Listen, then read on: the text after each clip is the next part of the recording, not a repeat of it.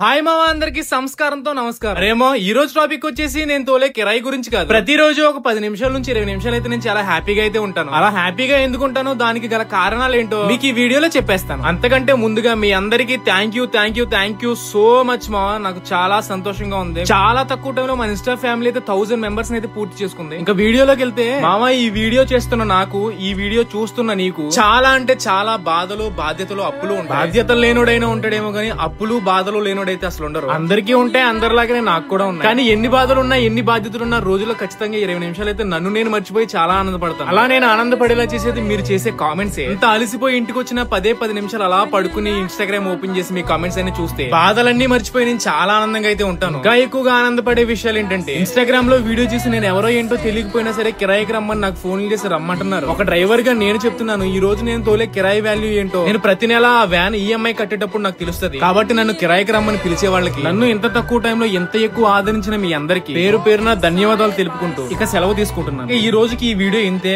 మరో కొత్త వీడియోతో మళ్ళీ కలుసుకుందాం. అంతవరకు take care, good bye, tata, see you, Jai Hind.